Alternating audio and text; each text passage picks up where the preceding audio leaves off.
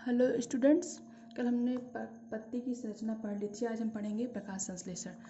तो सारे हरे पौधे वायुमंडल से कार्बन डाइऑक्साइड और जल लेकर प्रकाश की उपस्थिति में अपने भोजन का निर्माण करते हैं और इसी प्रक्रिया को प्रकाश संश्लेषण कह लेते हैं। प्रकाश संश्लेषण के प्रक्रिया में ग्लूकोज यानी कार्बोहाइड्रेट, जल और ऑक्सीजन का निर्माण होता है। प्रकाश संश्लेषण की क्रिया हरित लवक के परागण के कारण होती है और इसी परागण के कारण पत्तियों का रंग भी हरा होता है। तो डिफिनेशन देख लेते हैं। प्रकाश संश्लेषण वह जैव रासायनिक प्रक्रिया है जिसमें हरे पादप के हरे भाग में उपस्थित क्लोरोप्लास्ट सौर ऊर्जा ग्रहण करके वायु से ली गई कार्बन डाइऑक्साइड तथा मृदा से अवशोषित जल द्वारा स्वयं के लिए भोजन का निर्माण करते हैं तथा ऑक्सीजन सह उत्पाद के रूप में निष्कासित करते हैं। रिएक्शन देख लेंगे। कार्बन डाइऑक्साइड और H2O मिलेगा, सूर्य का प्रकाश होगा और परागण की उपस्थिति में ग्लूकोज बनेगा, जल बनेगा और ऑक्सीजन बनेगा। यही ऑक्सीजन रंध्रों के माध्यम से वायुमंडल में रिलीज कर दी जाती है या बाहर निकाल दी जाती है। अभी जो ग्लूकोज होता है ये कार्बोहाइड्रेट है और कार्बोहाइड्रेट का इसको कार्बोहाइड्रेट को पत्तियों में मंड के रूप में संचित कर लिया जाता है या पौधों में मंड के रूप में संचित कर लिया जाता है। यह रही प्रकाश संश्लेषण का परिभाषा या डिफिनेशन कर ले। अब देख लेते हैं कि इसकी क्रियाविधि क्या है। तो प्रकाश संश्लेषण की क्रियाविधि 2 चरणों में कंप्लीट होती है। एक होता पहला होगा प्रकाशिक या हिल अभिक्रिया, दूसरा होगा अप्रकाशिक अभिक्रिया। प्रकाशिक अभिक्रिया या हिल अभिक्रिया, इसे हिल अभिक्रिया इसलिए कहते हैं क्योंकि इस अभिक्रिया को सबसे पहले रॉबर्ट हिल नामक वैज्ञानिक ने इसका अध्ययन किया था। ठीक है, और ये अभिक्रिया हरित लवक के ग्रेनम में होती है। हरित लवक की स्ट्रक्चर आपने पिछली कक्षा में पढ़ा होगा, फिर भी आपको एक बार दिखा देते हैं। यह हरित लवक का संरचना है, देख लें। इसमें 2 झिल्लियाँ पाई जाती हैं, ऊपरी झिल्ली और निचली झिल्ली होगी। इसमें बीच में होता है द्रव जैसा संरचना होती है जिसको हम स्ट्रोमा कह लेते हैं। ठीक है, ये खाली स्थान जितने भी ये द्रव से भरा होगा इसको स्ट्रोमा कहेंगे और इसी स्ट्रोमा में सिक्के जैसी संरचना पाई जाती है जो एक दूसरे से झिल्ली के द्वारा जुड़ी हुई रहती हैं, जिसे कह लेते हैं ग्रेनम। यही ग्रेनम में कहीं कहीं प्रकोष्ठ पाए जाते हैं जिसे कह लेते हैं थैलेकॉइड।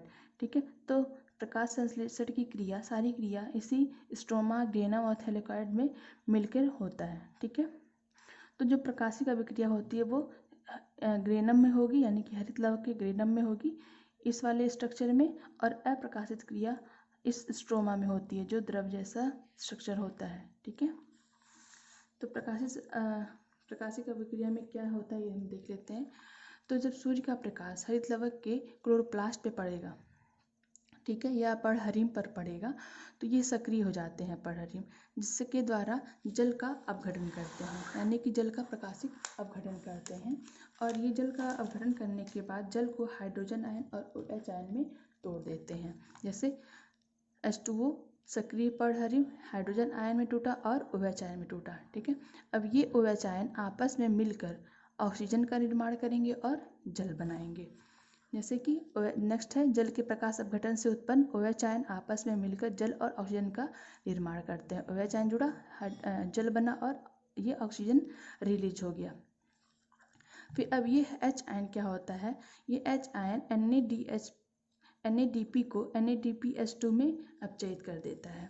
ठीक है, ये यही H आयन NADP को NADPH2 में बदल देगा और इसके द्वारा जब ये NADP से NADPH2 बनता है तो इसके दौरान खूब ढेर सारा इलेक्ट्रॉन निकलता है या एक्टिवेट इलेक्ट्रॉन होते हैं जो बहुत ज़्यादा मात्रा में ऊर्जा मुक्त करते हैं और उसी ऊर्जा को ADP से AT में बदल कर संचित कर लिया जाता है। यानी कि जब NADP से NADPH2 बनता है तो अधिक मात्रा में इलेक्ट्रॉन सक्रिय होते हैं और ऊर्जा मुक्त करते हैं और उस ऊर्जा को ADP से ATP में बदलकर पौधों में संचित कर लिया जाता है। ठीक है, अब देख एक होता है ये था अब प्रकाशिक अभिक्रिया, यानी कि सारे रिएक्शन जो हम पढ़े हैं इसके इधर ये सारे लाइट की उपस्थिति में होते हैं। पूछा जाता है कि फोटोफॉस्फोरिलेशन क्या है। ठीक है। तो फोटोफॉस्फोरिलेशन यही है कि जब प्रकाश की उपस्थिति में एडीपी से एटीपी का निर्माण होता है तो इसको फोटोफॉस्फोरिलेशन कहते हैं। अब एडीपी में आप देख रहे हैं एडिनोसिन डाइफॉस्फेट, यानी कि 2 फास्फेट होगा, इसमें एक फास्फेट और जुड़कर बांड बना लेता है और फिर एटीपी का निर्माण करता है। तो फोटोफॉस्फोरिलेशन क्या है? प्रकाश की उपस्थिति में एडीपी से एटीपी के निर्माण की प्रक्रिया को फोटोफॉस्फोरिलेशन कहते हैं।